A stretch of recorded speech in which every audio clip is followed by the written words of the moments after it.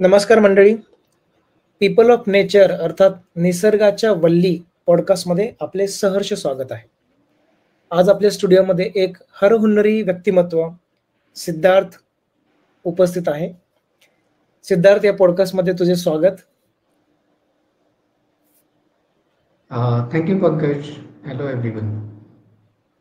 So Siddharth, तुझ्या विषयी थोडक्यात आमच्या श्रोत्यांना तुझी ओळख करून देतो.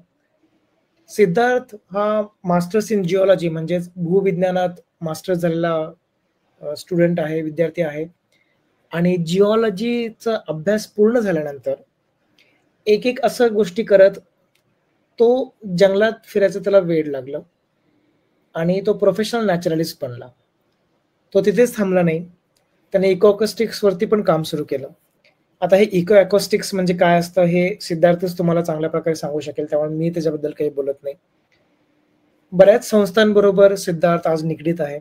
त्याने बऱ्याच मोठ्या प्रमाणात वेगवेगळ्या प्रदेशांमध्ये जाऊन काम केलेलं आहे. त्याने तो पुणे बर्ड ॲटलास या प्रोजेक्टमध्ये पण एक कोर टीम मेंबर म्हणून तो कार्यरत आहे. तर जसं मी म्हणलं की हरहुन्नरी कलाकार, हरहुन्नरी व्यक्तिमत्व आज आमच्या स्टुडिओमध्ये आलेला आहे, तो म्हणजे सिद्धार्थ. तर असा हा सिद्धार्थ आज आपल्या स्टुडिओमध्ये दाखल झालेला आहे आणि आज आपण त्याच्यासोबत मनसोक्त गप्पा मारणार आहोत.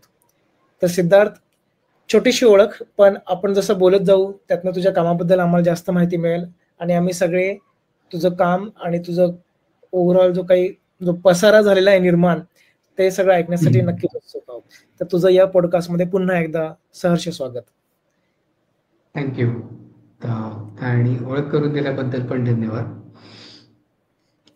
सिद्धार्थ, आपण प्रश्नांच्या माध्यमातून तुझ्या कामाबद्दल जास्त माहिती करून घेणार आहोत. तर जसं मी प्रश्न विचारत जाईन तसं मला वाटतंय वेगवेगळे तुझ्या जर्नी मधले पदर उघडत जातील आणि आमच्या श्रोत्यांना पण बरेच नॉलेज मिळत जाईल, ज्ञान मिळत जाईल. तर आपण हा जो काही हे जे काही डिस्कशन होत आहे, जे काही पॉडकास्ट आहे, हे खरं त्याच्यासाठीच बनवलंय की जे काही काम आपण करतो, जे फील्डमध्ये काम करतो, आपण जंगलांमध्ये फिरत असतो, वेगवेगळ्या प्रकारचा रिसर्च आपण करत असतो, त्यातनं जी काही माहिती मिळते हे सर्व लोकांपर्यंत पोहोचावी, हाच याचा उद्देश आहे. आणि त्या प्रकारेच आम्ही पण हे प्रश्न तुझ्यासाठी बनवलेत. तर एक सगळ्यात इंटरेस्टिंग गोष्ट तुझ्याबद्दल आहे ती, जसं मी तुमच्या इंट्रोडक्शन मध्ये पण सांगितलं, ते म्हणजे तुझं MSc जे जिओलॉजी मध्ये आहे. आणि तुझं आता सगळं काम बघितलं तर ते मेनली पर्यावरणशास्त्र आणि eco acoustics, wildlife biology या सर्व गोष्टींमध्ये आहे. तर तुझं MSc झालं जिओलॉजी मध्ये, त्याच्यानंतर तू पूर्वी काही काम केलंस हायड्रोलॉजिकल मॅनेजमेंट मध्ये, पाणी व्यवस्थापनामध्ये तू काही काम केलंस आणि त्याच्यानंतर तू नॅचरलिस्ट अशी जर्नी बिगिन केलीस. तर हे पूर्वीपासून ठरलेलं होतं का, तुला पूर्वीपासूनच निसर्गामध्ये फार आवड होती आणि म्हणून तू थोडंसं करिअर स्विच केलं? याच्यात नक्की काय घडलं त्याच्याबद्दल आम्हाला ऐकायला आवडेल. हो. सो मी जिओलॉजिस्ट झालो. हा पण एक योगायोगच होता. मला शाळकरी वयापासून मला एवढं माहिती होतं की मला प्राणी आवडतात, पक्षी आवडतात आणि निसर्ग आवडतो. एकंदरीत उन्हाळक्या आणि उंदळ्याला आधीपासूनच आवडत होतं. आणि म्हणून मी एवढं नक्की होतं की आपण अशा ह्याच्यात काहीतरी अभ्यास करू आणि याच्यात काहीतरी आपल्याला पुढे काम करायला मजा येईल.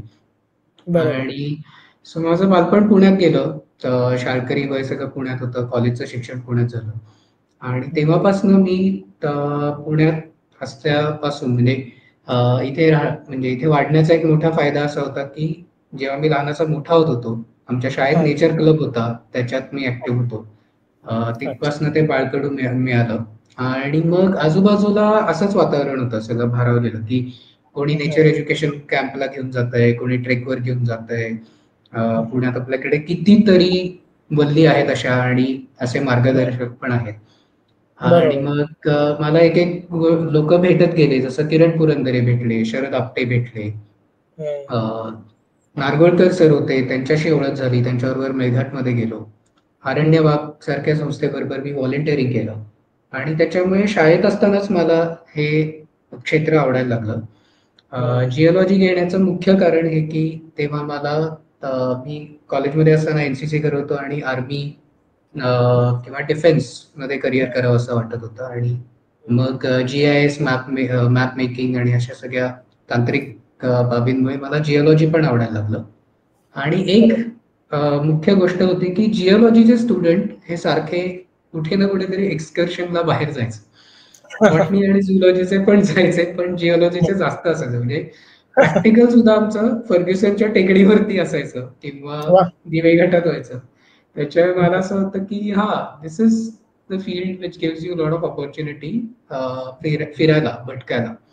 बरोबर. आणि मग असं झालं की मी जेव्हा म्हणजे मग मी मास्टर्सला ऍडमिशन घेतली आणि म्हणजे मला इतके छान शिक्षक मिळाले, त्यांनाही माझा पर्यावरणशास्त्रातला ओढा माहिती होता आणि मला पॅलिओन्टॉलॉजी विषय आवडत होता तेव्हा.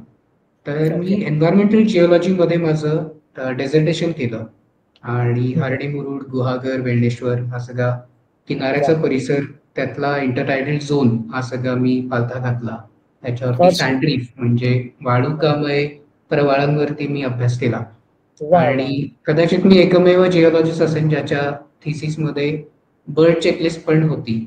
तर मी नुसताच तिथे थांबलो नाही. तर मग मला असं आवडायला लागलं की ground water conservation, environmental geology ह्याच्यात जर मी गेलो तर मला कॉन्झर्वेशन मध्येही काम करता येईल आणि माझी ही पक्षी प्राण्यांची आवड सुद्धा जोपासता येईल. आणि मग माझा तसा तिथून प्रवास सुरू झाला. आणि पहिला जो माझं काम होतं प्रोफेशनली, ते मी फाउंडेशन फॉर इकॉलॉजिकल सिक्युरिटी बरोबर हायड्रोजिओलॉजिस्ट म्हणून काम करत होतो. आणि मग तिथे मी छोटे छोटे इकॉलॉजिकल मॉनिटरिंग किंवा इकॉलॉजिकल हेल्थ मॉनिटरिंग हे लोकल लोकांबरोबर किंवा कम्युनिटी बरोबरचे प्रोजेक्ट्स मी अभ्यासायला सुरुवात केली. आणि मग तिथून इकॉलॉजीचा अभ्यासाचं खरी ऑन ग्राउंड किंवा अशी ओळख झाली आणि तिथून तो अभ्यासाला सुरुवात झाली. आणि मग मला इकॉलॉजीकडे पूर्ण वेळ वळता आला. वा. म्हणजे हे तू पूर्वीपासून तुझ्या मनात कुठेतरी होतंच की आपल्याला ही फील्ड चूज करायची आहे, इथे आपल्याला जायचंय. आणि ते पाण्यासारखं म्हणजे जसं नदी समुद्राला मिळते, तसंच तुझं झालंय असं मला वाटतंय. म्हणजे तुम्ही हायड्रोजिओलॉजी वगैरे म्हणताय तर म्हणूनच म्हणलं. सो फार मी छान ते म्हणजे. निमित्त झालं एक हां. आणि मला शेवटी माझं क्षेत्र आणि माझं कॉलिंग सापडलं त्याच्यात. फार सुंदर. म्हणजे जे लोकं आता जिओलॉजी करतात किंवा असे वेगळे डिसिप्लिन्स घेऊन मास्टर्स करतात, असं काही हम्म. गरजेचं नाही की तुम्ही तेच आयुष्यभर करत राहायचं. तुम्ही तुमच्या आवडीप्रमाणे तुम्ही क्षेत्र चेंज करू शकता, निवडू शकता आणि तुम्ही त्यात जर इंटरेस्टेड असाल, तर तुम्ही नक्कीच चांगलं कराल असं तुझ्या प्रवासावरून नक्कीच कळून येतंय आम्हाला. Yeah. ओके. सो सिद्धार्थ, माझा पुढचा प्रश्न असा आहे तुला, की तू बरीच वर्ष हम्म. नॅचरलिस्ट म्हणून काम केलंयस. हो. उटीमध्ये, मध्य प्रदेश जंगलांमध्ये, वेगवेगळ्या लॉजेस बरोबर तू नॅचरलिस्ट म्हणून काम केलंस. तर हा हम्म. अनुभव नक्की काय असतो? नॅचरलिस्ट म्हणजे काय असतं? तुम्ही घनदाट जंगलांमध्ये जाऊन नक्की काय करता? आणि जर हो. वेगवेगळ्या लँडस्केपमध्ये, आता उटी आणि मध्य प्रदेश हे पूर्णपणे वेगळे लँडस्केप आहेत तसं बघायला गेलं तर. तर मग तिथं हो, काम अगदीच. करताना लोकांबरोबर कसं जुळवून घेतलं जातं वगैरे याच्याबद्दल थोडी माहिती सांग ना आम्हाला? हो, नक्कीच. सो ही पण खरी गंमत आहे. मी सो नॅचरलिस्ट थोडा एक माझ्या करिअरमधला ब्रेकच होता. मला हं, खरं ठरवता येत नव्हतं की सो माझं 3-3.5 वर्ष हायड्रोजिओलॉजिस्ट आणि कम्युनिटी मोबिलायझर म्हणून मी काम केलं. आणि हं, मग मला ठरवायचं होतं की ओके, मला यातनं मी वाईल्ड लाईफकडे कसा वळू. हं, हं. आणि माझ्याकडे 2 अपॉर्च्युनिटीज होत्या. एक तर रिसर्च फील्डमध्ये जाणं डायरेक्टली किंवा हं, हं. नॅचरलिस्ट म्हणून पण मला एक अपॉर्च्युनिटी मिळाली होती मधुमलाईमधनं. बरं. तर मी ते चूज केलं. मला वाटलं की ओके, मला लिहायला आवडतं, गोष्टी सांगायला आवडतं. Nature education is also another interesting field.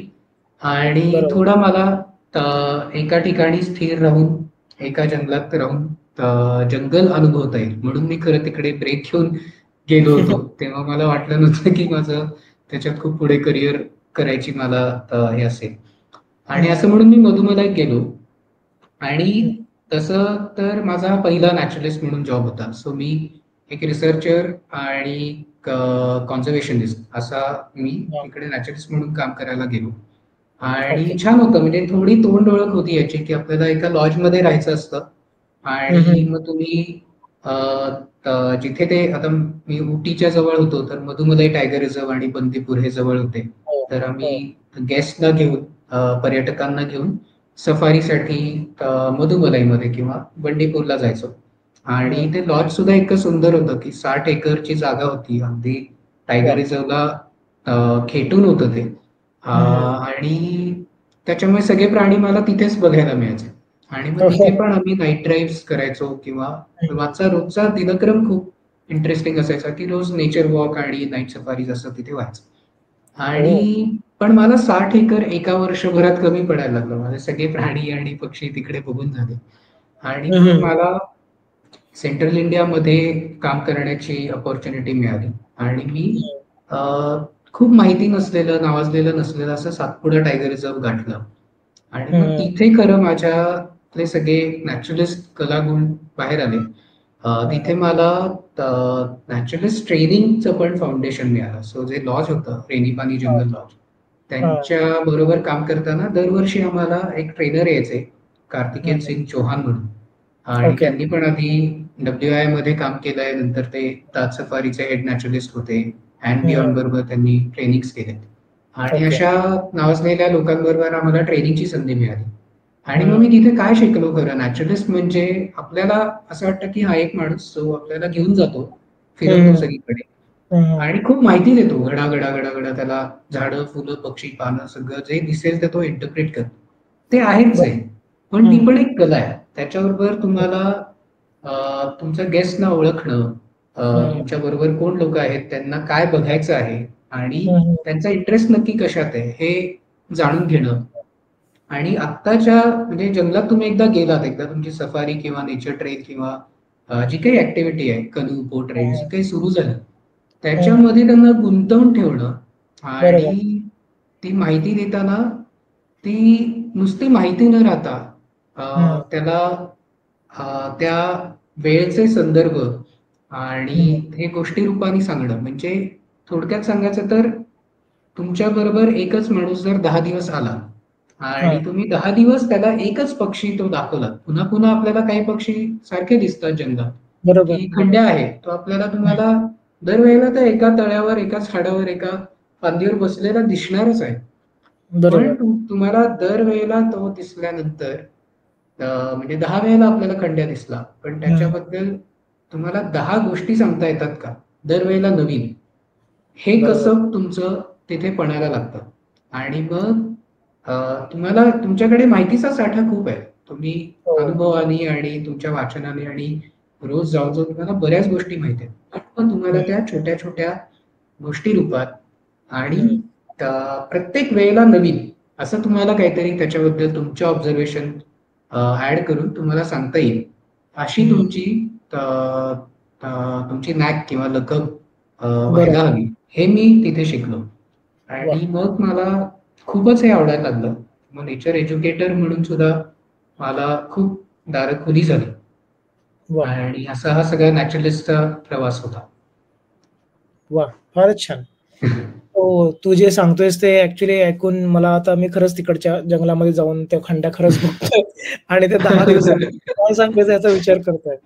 पण फार सुंदर. म्हणजे जंगल ही एक फार मोठी गोष्ट आहे. ती घडत राहते दररोज, दर सेकंदाला. एक्झॅक्टली.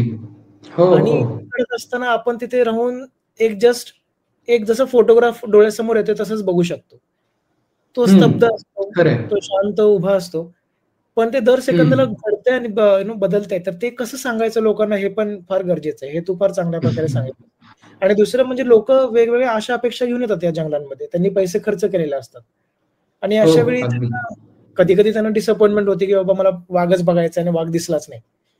पण जरी वाघ दिसला आणि जरी अस्वल दिसलं, आणि अस्वल दिसणं म्हणजे फार मोठी गोष्ट आहे. हे पण त्यांना महत्त्वानं सांगणं गरजेचं आहे. आणि नॅचरलिस्ट म्हणूनच एक व्यक्ती रोल चांगला प्ले करू शकतो. फार चांगल्या प्रकारे. तर तू आता एवढी वर्ष फिरतोयस जंगलांमध्ये, तर तुझ्याकडे नक्कीच काहीतरी फार इंटरेस्टिंग अशा आठवणी असतील असं मला वाटतं. एखादी तरी गोष्ट सांग ना मला चांगल्या ह्या वाघ किंवा हत्ती किंवा बिबट्या, ढोल, अस्वल काहीतरी फार सुंदर अशी आठवण असेल तुझी, ती आम्हाला ऐकायला हो, आवडेल. अगदीच. म्हणजे एकतर स्टोरी टेलर असलेल्या माणसाला आणि जो हां. म्हणजे आता मी एवढं फिरतोय, तर त्यातनं एक गोष्ट निवडणं हा खरंच अवघड हे आहे. म्हणजे खूपच अवघड गोष्ट आहे. पण तरी सुद्धा हां, म्हणजे let me tell you 2 stories आणि हं. मी त्या 2 वेगवेगळ्या ठिकाणच्या सांगतो, की आपण मधुमलाई नक्की, आणि सातपुड्याबद्दल बोललो. तर नक्की. मधुमलाईमध्ये असताना आम्ही त्या भागामध्ये लॉजच्या एरियामध्ये आणि आजूबाजूला पायी फिरायचो. हं. आणि एकदा मला अजूनही आठवतंय डिसेंबरचा काळ होता. अर्ली डिसेंबरचा फर्स्ट वीक हं. आणि संध्याकाळ फार पटकन व्हायची, धुकं व्हायचं. पण हं. अचानक 3:30 वाजता म्हणजे आम्ही साधारण 3:30 ला गेस्ट सगळे दुपारी चहा आणि बिस्किट हं. खायला यायचे. म्हणजे आय-टीसाठी आमचा जो कॅम्पस होता तिथे हं. डायनिंग एरियामध्ये यायचे आणि we used to have cup of tea आणि असं मग आम्ही नेचर वॉकला जायचो आणि परत यायचो हं. अंधार पडायच्या आधी. तर जेव्हा आम्ही चहा घेत होतो तेव्हा अचानक आमच्या इथे एक वॉटर होल होतं अगदीच हं. 300-400 मीटर लांब असेल, जिथे हं. आमचा डायनिंग एरिया होता तिथून. आणि हं. तिथून एकदम सांबराचे आवाज यायला लागले. सांबराचा जो असा हं. असा जो अलार्म कॉल असतो, तसे हं. जोरजोरात आवाज येत होते. आणि त्याच वॉटर होलला लागून एक ट्री हाऊस होते. 2 रूम होत्या हं. झाडांवरती बांधलेल्या हं. मचाणासारख्या. तर हं. त्या गेस्ट रूममध्ये आम्ही 2 मोबाईल ठेवायचो म्हणजे त्या रूमच्या बाहेर एका ह्याच्यावरती. कारण हं. त्या लोकांना एकदम झाडावरतीच राहायला मग काही वेळेला गेस्टला भीती पण वाटायची आणि पिकअप आणि ड्रॉप आम्ही द्यायचो. तर हं. त्यासाठी कोऑर्डिनेशनसाठी तो फोन असायचा. तिथून गेस्टनी फोन केला डायनिंग हं. एरियामध्ये, की इथे काहीतरी होतंय. ते सांबर पाण्यात गेलंय आणि ते ओरडतंय. एक बाहेर आहे, एक ओरडतंय. बाहेर आहे हं. ते आणि एक पाण्यात आहे आणि काही कळत नाहीये. ते कोल्ह्यासारखे फॉक्स सारखे काहीतरी प्राणी फिरतायत आजूबाजूला. आणि ओह! मला तो अलार्म कॉल आहे हे कळतच होतं. माझ्याबरोबर हं. 4 गेस्ट तिकडे चहा पीत होते. आणि पटकन आम्ही चहा संपवला, ठेवला आणि आम्ही भरभर चालायला लागलो. म्हणजे ऑलमोस्ट पळतच होतो. वाह! पण ते असं दबक्या पावलांनी पळत गेलो, हं. चालत गेलो. आणि कोणी बायनॉक्स आहे गळ्यात ती सांभाळतंय, कोणी कॅमेरा सांभाळतंय आणि मी त्यांना म्हटलं, "हे अलार्म कॉल आहेत. सांबर पाण्यात आहे म्हणजे नक्कीच तिकडे ढोल असणार, हं. वाईल्ड डॉग असणार." आणि तो अंदाज खरा ठरला. आम्ही त्या वॉटर हं. होलच्या अगदी जवळ गेलो होतो आणि पलीकडच्या म्हणजे आम्ही या तीरावरती आहोत. हं. साधारण वॉटर होल पासून 20 फूट अंतरावर आणि पलीकडे आम्हाला दिसतंय की एक सांबराचं पिल्लू पाण्यात आहे. मादी सांबर बाहेर उभी आहे आणि हं. ती तिचं हूफ म्हणजे तिचे पाय आपटते, स्टॅम्पिंग करत होती आणि हं. अलार्म कॉल देत होती. ओके. आणि अ, ते बघता मी सांगतोय गेस्टना, की जसं मी आत्ता सांगतोय, की "अरे, ते जे प्राणी आहेत ना, ते 9 जे दिसतायत आपल्याला बाहेर उभे राहिलेले कळपानी, हं. ते हं. ढोल आहेत. वन ऑफ द हं. रेअर स्पीशीज इन हं. इंडिया आणि हं. पॅक हंटर्स आहेत." आणि हे सगळं मी सांगत असताना ते घडत होतं. आणि ते इतकं हे होतं, की अशी ती मॅच असताना जसं आपण कॉमेंट्री ऐकतो ना, तसा तो प्रसंग होता. बापरे! आणि मी त्यांना म्हणजे मलाही म्हणजे मी फक्त म्हटलं, की आता तुमचे फक्त कॅमेरे रोखून आपण एवढं डिस्टन्स मेंटेन करून आपण फोटो काढूया आणि इथून हालायला नको. तुम्हाला काय व्हिडिओ काढायचा आहे काढा, फोटो घ्यायचा हं. घ्या. आपण एक छोटा कळप आपला करून एक छोट्या ग्रुपमध्ये आपण थोडं पुढे जाऊ आणि असं आम्ही अ, त्या अगदी त्याचं वॉटर होल होतं ते खूप मोठं होतं. हं. हं. तर आणि या तीरापासून त्या तीरापर्यंत जर पोहत गेलं तर एक हं. 30 अ, 20 एक मीटर अंतर असेल. एक छान ट्रान्झॅक्ट ओके. होऊ शकतो त्याच्यात. हां. असं मोठं होतं ते. हं. आणि आम्ही या बाजूला थांबलो होतो. पलीकडच्या काठावरती हे सगळं नाट्य घडत होतं. हं. आणि कॅमेरा हातात आहे. मी सगळ्यांना सांगतोय. आमचे हं. फोटो काढणं आणि ते बघणं सगळं इतकं असं इंटरेस्टिंग आणि तसं मी त्याच्यातच होतो पूर्ण वेळ. आणि हं. मग मी पुढे काही बोललो नाही आणि तेवढ्यात एका हं. वाईल्ड डॉगनी पाण्यात उडी घेतली. काही ओह! कळायच्या आत आणि मी पहिल्यांदा ते बघितलं, की मला एवढं माहिती होतं, की ढोल तसा छोटा आहे प्राणी, तो काही सांबराला पाण्यात मारून बाहेर आणू शकणार नाही. आणि त्या एका वाईल्ड डॉगने उडी घेतली, तो पोहायला लागला आणि इट स्टार्ट बायटिंग. ते जे फॉर्म होतं किंवा ते जे पाडस होतं सांबराचं, त्याला चावायला लागलं आणि त्याला तो पुढे पुढे आणायला लागला कडेवर, म्हणजे तो पुढे वर येईल. आणि त्यांनी थोडं आणलं, मग तो वाईल्ड डॉग पुन्हा बाहेर आला, त्याने अंग झटकलं आणि सो हा पहिला क्षण हुकला. तेव्हा मला फोटो नाही काढता आला. आणि पुन्हा जेव्हा तो वाईल्ड डॉग परत आला, तेव्हा आय वॉज रेडी. मी गेस्टना पण सांगितलं की आता हा परत उडी मारणार.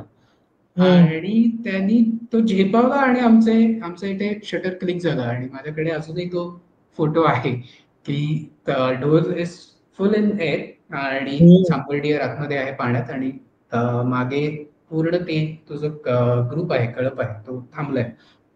आणि हे सगळं नाट्य आम्ही तिथे जमिनीवर उभे होतो. आम्ही जिप्सीमध्ये नव्हतो, आम्ही पायी होतो. आणि नंतर पुढचे 2 तास हे सगळं झालं. एक एक वाईल्ड डॉग पाण्यात जायचा, उडी मारायचा. इव्हेंच्युअली ते पाणस बाहेर आलं. त्या 9 वाईल्ड डॉग्सनी त्याला पकडलं आणि ढोल ग्रुप हंटर्स आहेत, पॅक हंटर्स आहेत. त्यांनी सगळीकडनं येऊन त्याला अक्षरशः चिंध्या केल्या त्याच्या. आणि हे सगळं आम्ही बघत होतो. अंगावर काठे आले होते आमच्या. आणि हे घडत असताना अचानक पलीकडच्या बाजूनी जंगलातून हत्तींचा चित्कार झाला आणि तिथे 3 हत्ती आम्हाला असे पळत येताना दिसले. मी गेस्टना म्हणलं की आता मागे जाऊयात आणि तिथे वॉच टॉवर होतं, तिथे वर चढलो आम्ही. मी वॉच टॉवरच्या खाली होतो आणि मला अजूनही दिसते की 3 हत्ती पळत येतात आपल्याकडे. आणि ते माझ्याकडे नव्हते, ते खरं त्या वाईल्ड डॉग्स वर चालून गेले. वाईल्ड डॉग्स फक्त असे पळाले इकडे तिकडे.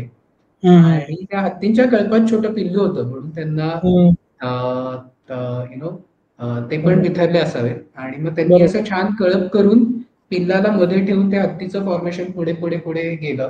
आणि जोपर्यंत ते एका सेफ डिस्टन्सवर गेले नाहीत तोपर्यंत त्यांचं तेच फॉर्मेशन होतं आणि मग ते पुढच्या जंगलात पसार झाले.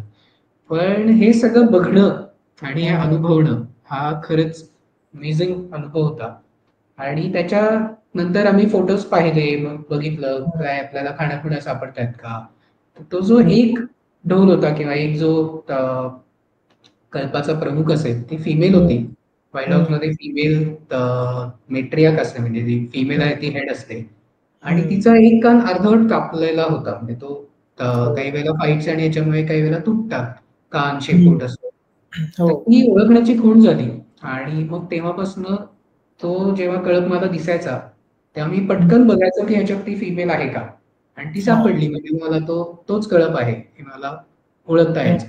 आणि मग पुढचे 4-5 महिने आम्ही तो कळप पाहिला. आणि ते त्यांचं आवडतं हंटिंग ग्राउंड होतं की पाण्याजवळ यायचं, सांबराला आतमध्ये सांबर गेलं की आपण हा प्रयत्न करून पाहायचा. बरेचदा शिकार झाल्यानंतर आम्ही पोचायचो, काही वेळेला शिकार व्हायच्या आधी जायचो. म्हणजे काही वेळेला नुसतंच जंगलातनं आवाज यायचा आणि मला काही दिसायचं नाही, पण वाईल्ड डॉगचा ओरडणं आणि अलार्म कॉल त्याच्यावरनं पत्ता लागलेला असायचा की हा इथे शिकार झाली.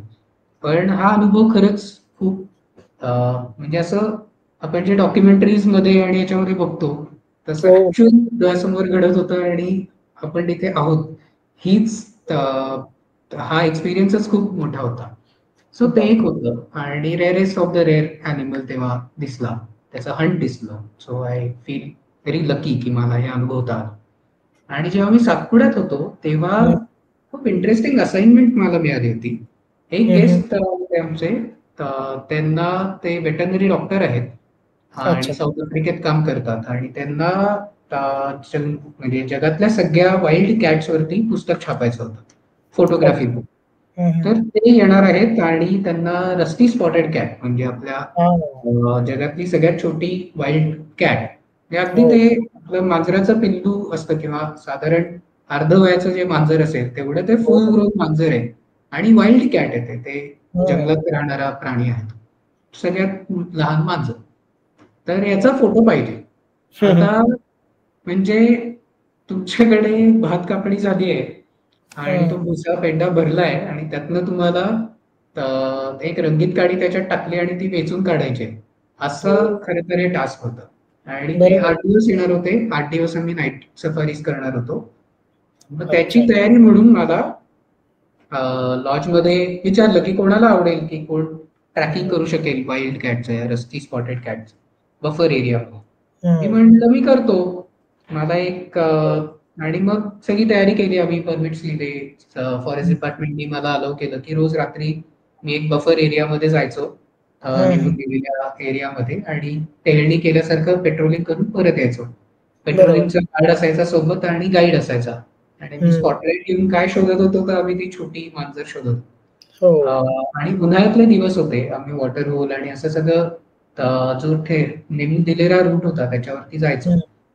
आणि पंकज इतकं म्हणजे माझ्यासाठी हा नवीन अनुभव होता की रेडिओ ट्रॅकिंग नाही, त्या रस्टी स्पॉटेड कॅटच्या गळ्यात काही जीपीएस वगैरे नाही. आपल्याला एक जंगलात फिरणारा मुक्त प्राणी शोधायचा आहे. आणि मी कॅमेरा, स्पॉटलाइट, माझे 2 गाईड असं घेऊन, म्हणजे एक फॉरेस्ट डिपार्टमेंटचा गाईड आणि एक टुरिस्ट गाईड असं घेऊन ड्रायव्हिंग करत आम्ही 5 दिवस फिरलो गेस्ट यायच्या आधी. आणि आम्हाला लिटरली आम्ही लॉकशीट लिहायचो की कुठे काय प्राणी दिसला. तिसऱ्या दिवशी आम्हाला एक रस्टी स्पॉटेड कॅट दिसली आणि ती सलग तो गेस्ट पुन्हा घरी जाईपर्यंत आम्हाला ती दिसत राहिली आणि माझं ते लॉकशीट तयार. आणि मग माझा तो एक्सपिरियन्स होता की टुरिझम किंवा या पेट्रोलिंगसाठी जे आपण नाईट सफारीज इंट्रोड्यूस केल्या, this also can become a very nice data collection activity. आणि नंतर आपण तसा डेटा तो WIA ला पण जातो. स्पेशल सायटिंग्स असतील, वाघाचे असतील फोटोज आणि असं, तर असा पण टुरिझमचा वापर होऊ शकतो. आणि मग ते इतकं छान सायटिंग्स आम्हाला मिळाले, नंतर आम्हाला फोटोग्राफ्स पण मिळाले.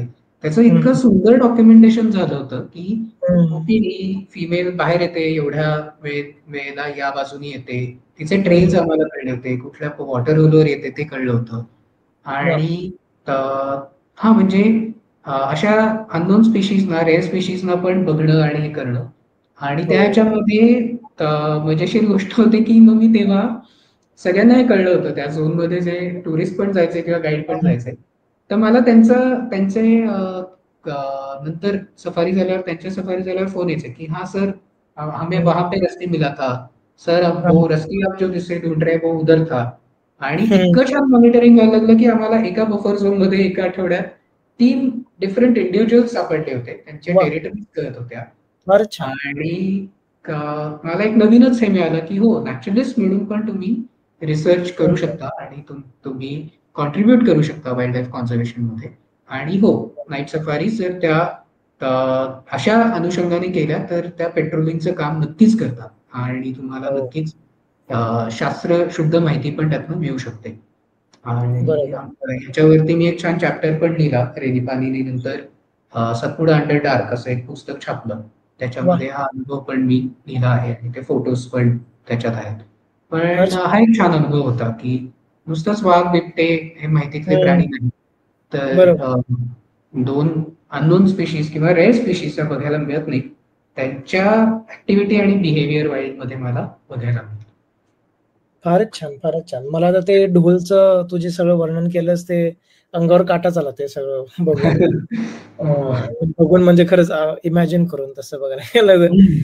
फार छान, फार छान. आणि तू जे हे म्हणलास ना शेवटचं वाक्य की बिबटे, वाघ आणि हे जे मोठे प्राणी आहेत याच्या पुरतच जंगल मर्यादित नसतं आणि जंगलामध्ये बऱ्याच गोष्टी असतात. जसं आता आफ्रिकेतनं एक व्यक्ती येतो आपल्याकडे आणि रस्टी स्पॉटेड कॅटचा फोटो काढण्यासाठी 8 दिवस तो डेडिकेट करतो. ही फार मोठी गोष्ट आहे तसं बघायला गेलं तर.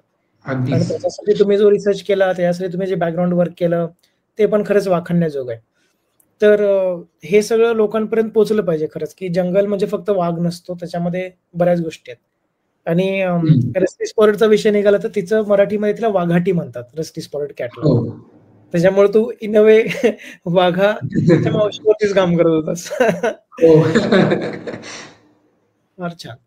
सो सिद्धार्थ, तू आता नॅचरलिस्ट जे तू काम केलंयस त्यातनं एवढे सुंदर सुंदर एक्सपिरियन्स तुला मिळालेले.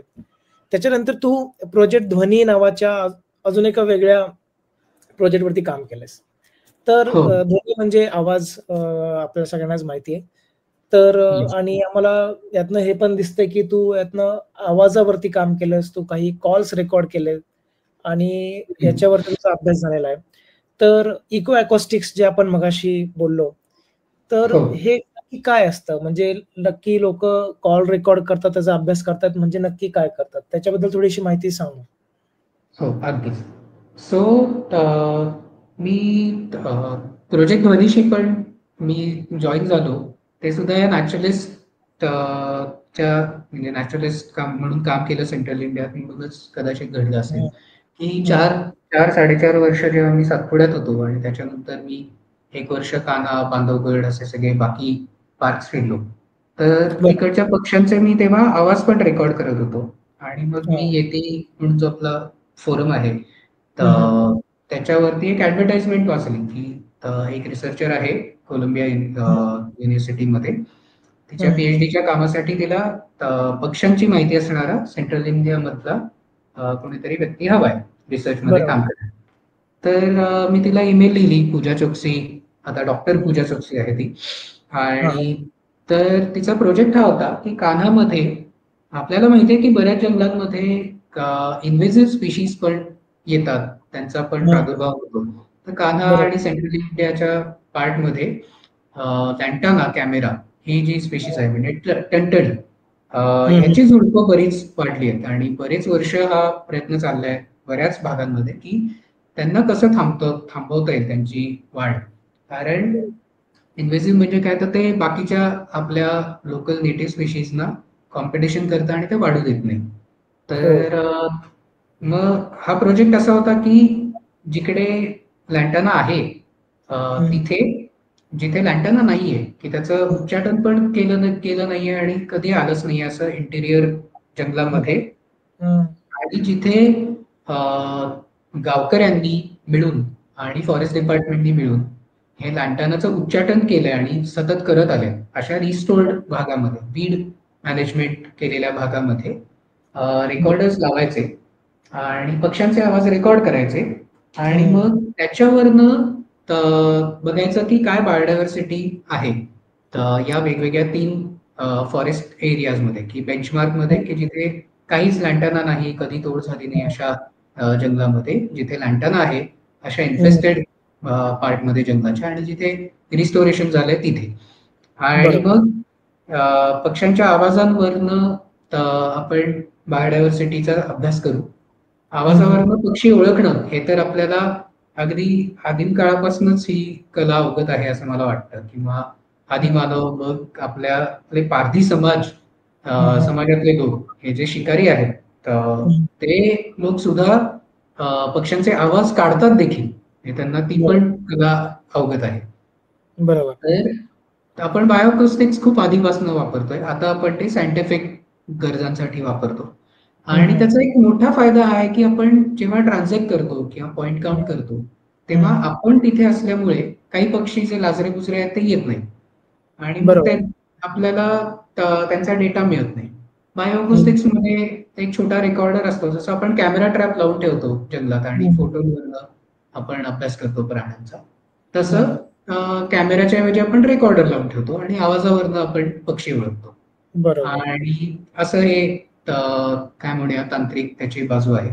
हं, मग हं. त्याच्यामध्ये तसा अभ्यास करायची गरज होती. मला हं. बऱ्यापैकी पक्ष्यांची माहिती होती आणि मी रेकॉर्डिंग करत असल्यामुळे आणि अ, माहिती झाल्यामुळे मी त्याच्यामध्ये भाग घेतला. आणि खूप इंटरेस्टिंग प्रोजेक्ट झाला तो. आणि हं, हे पण त्याच्यातनं लक्षात आलं, की आपण रिस्टोरेशन म्हणतो, पण हं. इकॉलॉजिकल रिस्टोरेशन किंवा वीड मॅनेजमेंट ही खूप मोठी गोष्ट आहे. हं, आणि हं. आम्ही ज्या भागात हे सगळे रेकॉर्डिंग्स केले आणि मग जेव्हा आम्ही तो सायंटिफिक डेटा एनालिसिस केलं, तेव्हा लक्षात आलं, की थोडंसं रिस्टोर्ड जंगल जे आहे, ते थोडंसं बेंचमार्क किंवा मूळ जंगलासारखं होतंय. हं, पण हं. 3 वर्ष, 3.5 वर्ष, 5 वर्ष ही सुद्धा हं. खूप कमी अ, हा खूप कमी काळ आहे. त्याच्यासाठी अजून काळ जायला लागेल. पण बरोबर. काय म्हणूया फाउनल व्हेरिएशन किंवा डायव्हर्सिटी हळू-हळू वाढत जाते हं, हं. आणि पण म्हणजे जंगल नष्ट करायला किंवा हं. इन्व्हेसिव्ह स्पेशीज आणून ते पटकन पसरायला खूप कमी वेळ लागतो. पण बरोबर. रिस्टोरेशन व्हायला खूप टप्प्याटप्प्याने वेगवेगळ्या गोष्टी त्या घडत राहतात आणि खूप मोठी सायकल ती आहे. हेही त्यातनं जाणवलं. आणि खूप मजा पण आली, कारण तेव्हा लॉकडाऊनचा काळ होता. मला जंगलात जाता येत नव्हतं. छोटंसं फील्डवर्क करून रेकॉर्डर लावून आम्ही डेटा घेऊन परत यायचो. पण अच्छा. मग ते सगळे रेकॉर्डिंग्ज ऐकून सगळं अनालिसिस करणं, हं. ह्याच्यामुळे मला पुन्हा जंगलात असल्यासारखं वाटत होतं. त्याच्यामुळे माझा हं, पूर्ण हं. वेळ ते पक्ष्यांचे आवाज ऐकण्यात आणि हं. ह्याच्यात जायचा. वाह! आणि मजेशीर भाग हा होता, की पक्ष्यांच्या आवाजांमध्ये बायोअकॉस्टिक्समध्ये किंवा तुम्ही बर्ड्सवर काम करता. हं. हिअरिंग रेंजमध्ये बर्डचे आवाज आहेत. त्याच्यामुळे आपल्याला ते ऐकता हं. येतात. जेव्हा तुम्ही बरोबर. बॅट्सवर किंवा हत्तींवर काम करता, तेव्हा तुम्हाला ते ऐकता येत नाही. त्याच्यामुळे हो. मी स्वतःला भाग्यवान किंवा लकी समजतो, की येस, मला ते अनोटेट करताना किंवा तो एनालिसिस हं. करताना मला ती ऐकण्याची पण मजा घेता येत होती. नुसतं बरोबर. स्पेक्ट्रोग्रामवरती बघायला मला अवलंबून नव्हतो मी. आणि हो, म्हणजे डॉन कोरस प्रत्येक जागेचा किती वेगळा असू शकतो, की सकाळ पहाट हं. झाल्यापासून 9 वाजेपर्यंत लँटानामधलं जंगल कसं आवाज करतं किंवा बरोबर. त्याचा डॉन कोरस कसा किंवा हं. रिस्टोर्ड एरियाचा कसा किंवा गावाच्या जवळ असलेल्या एरियाचा कसा, हं. जिथे एकदम घनदाट जंगल आहे, कानासारखं जंगल जिथे साग आणि पलाश आणि केवढीतरी छान-छान झाडं आहेत. हं. तिकडच्या व्हरायटीज कशा किंवा स्पेशीज कशा, हे सगळं मला अनुभवता येत होतं लॉकडाऊनमध्ये. त्याच्यामुळे मला खूप मजा आली हे प्रोजेक्ट करताना. फार छान. आम्हाला पहिल्यांदाच हे ऐकायला मिळालं, की असं पण काही होतं. कॅमेरा ट्रॅपबद्दल मला वाटतं लोकांना माहिती आहे, कारण ते पेपरमध्ये पण हो. बऱ्याचदा येत असतं, डॉक्युमेंटरीजमध्ये पण दाखवतात. पण हं. बायोअकॉस्टिक्सवरती विशेष काही कव्हरेज नाहीये अजून तरी. हं, तर हं. येस. फार इंटरेस्टिंग आहे आणि तुम्हाला जर घर बसल्या हा डेटा मिळतोय, ते अकॉस्टिक्स मॉनिटर्स वगैरे ऑटोमेटेड अकॉस्टिक्स मॉनिटर लावून, तर फार मजा येते त्याच्यामध्ये. ते सगळं हो, बघायला, अगदीच. येस. ऐकायला आणि त्यात ज्यावेळी नवीन काहीतरी असं रेअर सापडतं, त्यावेळी तर अजूनच जास्त एक्साइटमेंट. हो. हे फार सुंदर आहे आणि याच्यात आपण डिस्टर्ब काही करत नाहीये वाईल्ड लाईफ. म्हणजे सतत जाऊन हं. उभे राहा, ते बघत राहा. त्यातनं मिस आउट जे होतं हो. ते होत नाहीये. तर फारच सुंदर. येस. सिद्धार्थ, आम्हाला फार मजा आली आतापर्यंत आपलं जे काही डिस्कशन झालं. फार वेगवेगळ्या गोष्टी तू तुझ्या खरंच तुझ्या कथाकथनातून तू पूर्ण जंगल उभं करतोस आमच्यासमोर. त्याच्यामुळे फार खरंच मजा येते. म्हणजे हा हा व्हिज्युअल झालाय पॉडकास्ट. हा असा फक्त थिओरिटिकल नाहीये. ह्याच्यात दिसतंय ॲक्चुअली सगळं काय होतंय ते. तर तुझं काम सेंट्रल इंडियामध्ये तू जे काही केलंस किंवा साउथ इंडियामधल्या जंगलांमध्ये जे काही केलंस, तू नॅचरलिस्टबद्दल चांगल्या गोष्टी सांगितल्यास, की हे असं करू शकतो, तसं करू शकतो, रिसर्च करू शकतो वगैरे, हं. वगैरे. हो. पण तुला असं वाटतं का, की बऱ्याचदा असं होतं, असं दिसतं पण न्यूजमध्ये पण येतं, की हं, there are some ethics, wildlife ethics. तर हं. हे एथिक्स कधी-कधी लोकं पाळत नाहीत. जे वाईल्ड लाईफ हो, फोटोग्राफर्स असतात, बर्ड वॉचर्स असतात हो. किंवा बर्ड येस. फोटोग्राफर्स असतात. तर हं. असे तुला नक्की काय वाटतं, की कुठल्या पद्धतीने एथिक्स येतात आणि एथिक्स पाळत नाहीत म्हणजे नक्की काय? हं. सो अ, असं बरेचदा होतं, की आपण वेगवेगळ्या जंगलात फिरत असतो, कॅम्पिंग करत असतो किंवा हं. आपण ते जंगल अनुभवायला जातो आणि साधारण म्हणजे आपण घरातनं बाहेर पडलो आणि आपलं जे काही काम असेल, तरीसुद्धा आपल्याला माहिती असतं, की आपल्याला कुठल्या-कुठल्या जागी जाऊन काय-काय आणायचं. बरोबर. अगदी तसंच आहे, की मी समजा मी अ, पुण्यातनं उठून नामदफ्याला गेलो, हं. अरुणाचलमधल्या जंगलात. तर आता इतकं सोपं झालंय, की मी अ, eBirdवरती किंवा Facebookवरती, iNaturalistवरती अशा वेगवेगळ्या सिटिझन सायन्स प्लॅटफॉर्मवरती जाऊन मी एक लिस्ट डाउनलोड करू शकतो, की या जंगलात काय दिसतं. बरोबर. आणि मग त्याचबरोबर मग आपली कुठेतरी आपल्याला हे पण होतं, "अरे वाह! हा पक्षी तिथेच दिसतो बरं का. हा एंडेमिक एंडेंजर्ड आहे." म्हणजे तो एक भाग सोडला जगातला, तर ते त्याच्याऐवजी कुठेच दिसणार नाही. हं. आणि आपण बायोडायव्हर्स रिजनमध्ये राहतो. आपल्याकडे हं. वेस्टर्न घाटसारखे हॉटस्पॉट्स आहेत. नॉर्थ ईस्टसारखा बायोडायव्हर्स एरिया आपल्याला मिळालेला आहे. आणि हो. भारतात म्हणजे आपल्याला खरा अभिमान असायला पाहिजे, की तुम्ही कुठल्याही कोपऱ्यात जा भारताच्या, तुम्हाला काही ना अगदी. काहीतरी तिथेच सापडणारं दुर्मिळ पक्षी किंवा प्राणी किंवा वनस्पती सापडणार आहे. बरोबर. आणि मी बऱ्याच म्हणजे कामानिमित्त, शिक्षणानिमित्त मी वेगवेगळ्या हॅबिटॅट्समध्ये फिरलो. म्हणजे अगदी इंटरटायडल झोन असेल, मड फ्लॅट्स असतील, हो. तिथपासून वेस्टर्न घाट, नॉर्दर्न वेस्टर्न घाट आहे, सेंट्रल इंडिया आहे आणि आत्तापर्यंतच्या कामासाठी मी नॉर्थ ईस्टमध्ये जाऊन आलो. सगळीकडे हे बघायला मिळालं, की आमच्याकडे आहे, की हो, इथे एक पक्षी दिसतो आणि आम्हाला त्याचा फोटो काढायचा आहे. हो, जरूर काढायचा आहे. मग त्याच्यासाठी आपण थोडे कष्ट घ्यायला हवे. आपल्याला बरोबर. पेशन्सचा खेळ आहे वाईल्ड लाईफ हा. तिथे जाऊन म्हणजे लपणात जाऊन बसायचं, हो, त्यालाही पेशन्स हवेत. मग लपण ही खरं शांतपणे बसण्याची जागा आहे. ती हो. काही तिथे लपून मी लपून बसलो आणि मी समोर स्पीकर ठेवला आणि मी कॉल वाजवला. हा खेळ खेळण्याची ती काही जागा नाही. ती खरं आपल्या पेशन्सची चढावड पाहिजे आणि तो वाईल्ड लाईफ वाला गेम आहे. तर आता असं झालंय, की जसं बायोअकोस्टिक्स बद्दल आपण बोललो, तसंच प्लेबॅक ही सिस्टम आहे, सगळ्यांना माहिती आहे. हो. आणि त्याच्यामुळे काय होतं, की आता मर्लिन सारखे ॲप्स आहेत आणि लोकं पटकन जातात, कुठलातरी कॉल वाजवतात आणि तो पक्षी येतो. ट्रर्र आपण एस-एल-आरमध्ये किंवा आपल्या मिररलेस कॅमेऱ्यात फोटो काढतो आणि डन, खेळ खलास. पण याच्याने होतं काय? आता आम्ही नॉर्थ ईस्टमध्ये जेव्हा काम करत होतो, तेव्हा आमचं काम सगळं हॉर्नबिलवर होतं. पण तिथे टुरिस्ट येत होते. आम्ही म्हणजे टुरिस्ट सीझनच्या आधी गेलो होतो. पण जे काही आम्ही टुरिस्ट बघितलं, की तेव्हा विणीचा हंगाम नसताना त्या वेगवेगळ्या पक्ष्यांचे ते मेटिंग कॉल्स किंवा ब्रीडिंग सॉन्ग्स ते लावत होते गाईड्स. आणि त्याच्यामुळे पक्षी विचलित व्हायचे आणि ते पटकन बाहेर यायचे. आणि काही वेळेला मग ते कॉपी करायचंय आणि मग त्या वेळेला म्हणजे खरं विंटर ही त्यांची एनर्जी साठवून घेण्याची वेळ आहे. तिथे खूप गारवा पडतो, खूप थंड पडतं बरोबर. आणि वेगवेगळ्या एलिव्हेशनमध्ये किड्यांची वेगवेगळी संख्या, वेगवेगळ्या प्रजाती, त्यांची वेगळी ॲक्टिव्हिटी आणि जेव्हा आपण असे कॉल्स वगैरे प्ले करतो, तेव्हा खरं तर आपण त्यांच्या नॅचरल बिहेवियरमध्ये व्यत्यय आणत असतो.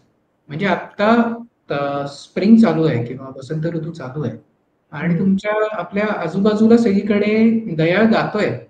प्रत्येक ठिकाणचा दयाळ वेगवेगळं गाणं गातोय. कोणी दयाळ शिखराचे आवाज काढतोय, कोणी बुलबुलचे आवाज काढतोय, कोणी तुमच्या वॉचमनची पण शिट्टी वाजवतोय.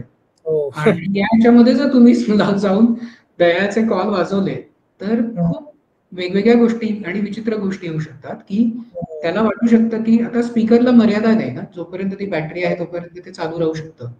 आणि असं तो येतच नाहीये बाहेर तोपर्यंत जर कॉल वाजवत राहिला, तर तिथे असलेल्या पक्षाला भीती पण वाटेल आणि तो ती टेरिटरी सोडून निघूनही जाईल. होऊ शकतो. आणि बरोबर. मग त्या पेअरवरती अवलंबून असणारं जे काही बाकीचं अननोन इकॉलॉजिकल सायकल आहे, ती पण आपण एका क्षणात अनावधानाने मोडून टाकू शकतो. असं पण होऊ शकतं. गंमत अशी होते, की आता मी सातपुड्यात आलो आहे. तर मला इथे मी बघितलंय, की अरे 100 पोस्ट येतात इकडे फेब्रुवारीत आलं, की अस्वल दिसतंच किंवा इथं असलेलं अस्वलच मला बघायचं आहे. असं काहीतरी पसरलं जातं आणि मग हट्टी होऊन बसतात लोकं, की नाही मी इथे तिकीट घेतलंय सफारीचं. मी एवढा खर्च करून, एवढं प्लॅन करून आलोय, तर मला दिसलंच पाहिजे. पण एवढं मोठं 1,200 स्क्वेअर किलोमीटरचं ते जंगल आहे. त्याच्यामध्ये जी काही अस्वलं असतील किंवा जे काही मर्यादित वाघ आहेत, त्यांच्या टेरिटरीज, त्यांचं त्यावेळेला त्यांची जी मूव्हमेंट आहे, त्याच्यावरनं it's literally luck by chance म्हणू आपण. थोडंसं बरोबर. ट्रॅकिंग आहे त्याच्यामध्ये सुद्धा. म्हणजे ते लोकल गाईड, ड्रायव्हर्स खूप प्रयत्न करतात. अगदी काही मी बघितलंय की जीवाचं रान सुद्धा करतात. की नाही माझ्या गेस्टला तो खूप लांबून आलाय आणि मला त्याला ते दाखवायचंच आहे. खूप मजा पण येते. तो अँटिसिपेशनचा गेम आहे. त्या अँटिसिपेशनच्या त्या खेळाची मजा, ते जंगल जाणून घेणं, त्या ट्रॅकिंगमधला थरार अनुभवणं, ही खरं जंगल सफारी आहे. आणि काही वेळेला असं पण झालं की आम्ही अलार्म कॉल ऐकतोय 15 मिनिटं ऐकतोय, तिथेच थांबतोय. सगळं शांत झालं आणि अचानक दबक्या पावलाने बिबट्या आला आणि तो क्रॉस करून गेला. बस तेवढंच ऐकलं. 3 सेकंद आणि तिथचे 4 लोकं बसलेत. त्यातल्या तिघांना दिसलं, एकाला नाही दिसलं. पण त्या थरारामुळे खुश होता माणूस, की अरे ते बरोबर. घडलं ना नाट्य, त्याच्यात मजा आहे. हो. आणि ते त्या कथाकथनातून, त्या सगळ्या प्रवासातून, त्या अनुभवातनं तो अनुभव पोहोचवण्याची ती खरं हं, हे आहे. आणि तो हट्टीपणा आपण सोडला पाहिजे, की मी तिथे गेलो म्हणजे हं, मला तो दिसलाच पाहिजे पक्षी किंवा ते झाड आणि ते जे काही आहे. आता हं. किती गोष्टी बदलू शकतात, की आपण काही झाडं बघायला टुरिझम करत नाही, पण आहेत लोकं, हो. हरवलेली लोकं, की त्यावेळेला मी तिथे ते झाड बहरलेलं पाहिलं होतं आणि मग ते पुन्हा हं. येतात ते बघायला. बरं. आणि असं होतंच, की तर त्यावेळेला ते बहरलेलं नसेल, पण त्याचं हं, वेगळं रूप तुम्हाला दिसू शकतं. हं.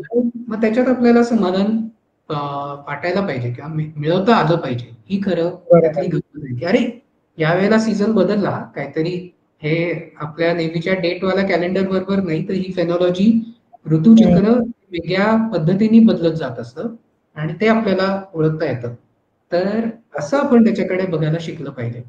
आणि म्हणून ते एथिक्स, डूज एंड डोंट्स तर खूप आहेत. पण हं, साधारण आपण जिथे जातोय, तिथे आपल्याबरोबर जी व्यक्ती आहे, ती आपल्याला हं, त्याच्यावरती विश्वास ठेवणं, आपल्या गाईडवरती, नॅचरलिस्टवरती आणि हं. ती मजा घेत सगळं अनुभवणं, हा प्रवास आपण करायला शिकलं पाहिजे. आणि मी गेलो, की मला तो दिसलाच पाहिजे पक्षी किंवा हं, जवळूनच दिसला पाहिजे आणि असाच फोटो आला पाहिजे, असे हट्ट हं. सोडून द्यायला हवे. बरोबर. आणि जे आपण, म्हणजे माझा पण फोटो डॉक्युमेंटरी सारखा, माझा पण व्हिडिओ Instagram इन्फ्लुएन्सर सारखा आणि याच्यासारखाच यायला पाहिजे. हा आतताईपणा खरंच आपण करायला नाही पाहिजे. कारण प्रत्येक वेळेला त्याच्यामागे रिसर्च असतो, त्याच्यामागे बराच हो. काळ त्यांनी घडवलेला असतो. ते काही त्यांना 20 मिनिटाच्या डॉक्युमेंटरीत मांडणं शक्य नाही. तरी आता हो. येतं, म्हणजे बॅकएंडमध्ये व्हिडिओज आणि हे सगळे येतात. आणि हं, पण ते लक्षात घेतलं पाहिजे.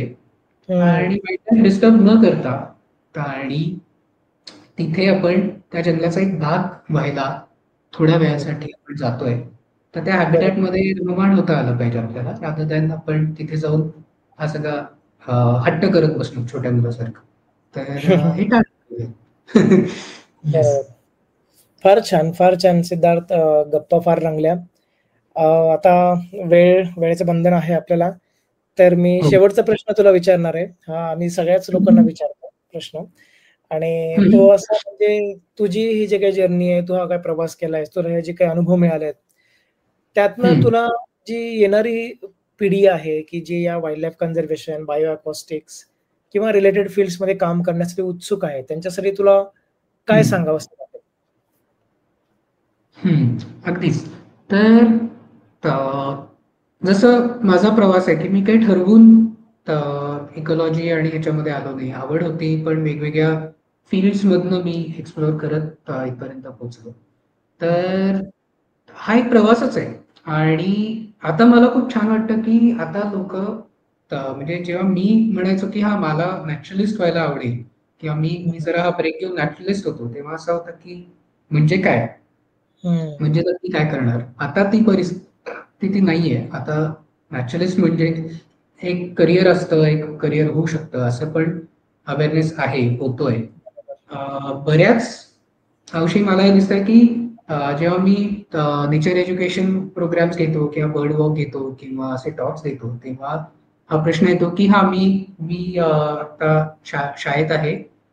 9वी आहे, 8वी आहे आणि मी पुढे काय घेऊ? किंवा मला बर्डिंग आवडतं, मी ह्याचं करियर कसं करू? त्याच्यामुळे मला खूप असं भारावल्यासारखं होतं, की येस, आपल्या आजूबाजूला आपण लोकांना हा इंटरेस्ट म्हणजे तयार करू शकतोय, त्यांच्यामध्ये निर्माण होऊ शकतोय. बरोबर. आणि खूप अवेअरनेस आहे आता. हं, तर एकतर अ, वेगवेगळ्या टप्प्याला वेगवेगळ्या लोकांचं मार्गदर्शन घेणं. हं, नंतर छोटे-मोठे रिसर्च म्हणजे इंटर्नशिप्स करणं, व्हॉलंटिअरशिप्स करणं, ह्याच्यामधनं पण आपल्याला आपलं नक्की कॉलिंग काय आहे, हे हं. आपल्याला कळू शकतं. मी एक अनुभवलं, की प्रत्येक नॅचरलिस्ट हा काही छान रिसर्चरच होईल, असं काही हं, नाही. प्रत्येक बरोबर, रिसर्चर खूप भारी नॅचरलिस्ट होईल, असंही काही नाही. आणि बरोबर. काही वेळेला एकच व्यक्ती या दोन्ही गोष्टी करू शकते. खरं. त्याच्या पुढे जाऊन कॉन्झर्वेशनही करू शकते किंवा अ, अ, काय म्हणूया आपण नेहमीच्या ह्याच्यामध्ये प्राध्यापकही बनू शकते. सो हं, तुम्हाला ते त्या वेळेला तुमचं पॅशन निर्माण पण होतं. तुम्ही एक-एक पायरी चढत पण जाता. काही लोकं उत्तम लेखक होतात, काही फिल्म मेकिंगमध्ये पण जातात. आणि हे इतकं व्हर्सटाईल फील्ड आहे, की तुम्ही कुठल्याही बेसिक बॅकग्राऊंडनी या. म्हणजे ह्याला काही बंधन नाही, की तुम्ही सायन्सच घेतलं पाहिजे, आर्ट्सच घेतलं पाहिजे, सोशिओलॉजीच घेतलं पाहिजे, असं काही नाही. पण तुम्हाला जीवनाची, प्राण्यांची आवड असली पाहिजे. तुमच्यात ती चाइल्ड लाईक क्युरिओसिटी जी आपण म्हणतो, ती असायला हवी. की म्हणजे जसं सलीम अलींच्या बाबतीत होतं, की एका मुलाखतींचा त्यांचा मी वृत्तांत वाचत होतो, की त्याच्यामध्ये 70 वर्ष नाही, म्हणजे अगदी म्हातारे झालेत सलीम, अगदी 70-75च्या वयात गेलेत आणि तरी त्यांना कमी ऐकू येतंय.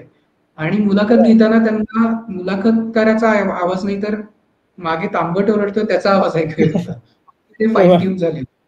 तितके आपण होऊ शकू का? किंवा सलीम अलींनी लिहून ठेवलंय, की मला कावळा सुद्धा इंटरेस्टिंग वाटतो आणि मी रोज माझ्या ऑफिसमध्ये किंवा घरी येणारा कावळा तितक्याच उत्सुकतेने मी बघतो. ते आपलं होईल का? म्हणजे नुसतं म्हणजे आपलं जे बॅकयार्ड आहे किंवा आपलं जे परिस्थिती बाग आहे, आपल्या आजूबाजूचाच निसर्ग आहे. तो बघायला लागा. त्याच्यात घडणाऱ्या नवीन-नवीन गोष्टी शोधायला, ऑब्झर्व्ह करायला लागलो, की आपोआप आपल्याला बाहेरचं सगळं जग, मग तर रानच खुलं आहे. तुम्ही जाल तिथे तुम्हाला निसर्ग काही ना काहीतरी देणार आहे. आणि मग सारखं ते रेअर स्पेशीज किंवा लायफर नवीन-नवीन पक्षी बघणं, याला लायफर म्हणतात. तर ते लायफर अशा गोष्टींच्या मागे न धावता आपण त्यातल्या नवीन एक्सपिरियन्सकडे, नवीन अनुभवांकडे किंवा नवीन ऑब्झर्वेशन्सकडे जायला लागूया. आणि हे करत असताना तुम्हाला खूप वेगवेगळ्या विविध अंगी, विविध ढंगी करिअरच्या वाटा पण मोकळ्या आहेत.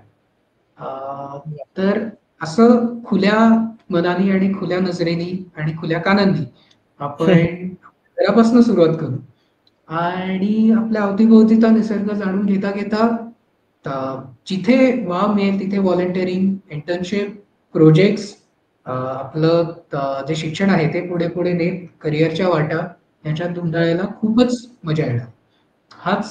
हेच मला सगळ्यांना सांगावंसं वाटतं. वाह! फारच छान, फारच छान. तू अगदी सगळं समराईज केलं छान प्रकारे आणि मला वाटतंय हा पॉडकास्ट खरंच बऱ्याच लोकांपर्यंत पोहोचला पाहिजे, लोकांनी ऐकलं पाहिजे आणि तू जसं म्हणला, की कान देऊन ते महत्वाचं आहे. तर म्हणजे खरंच मला फारच मजा आली. So thank you once again तू इथे आलास, आम्हाला तुझा वेळ दिला आणि आपण या छान गप्पा मारल्या. Thank Siddharth. Thank you very much मला बोलवल्याबद्दल. मला पण गप्पा मारायला खूप मजा आली.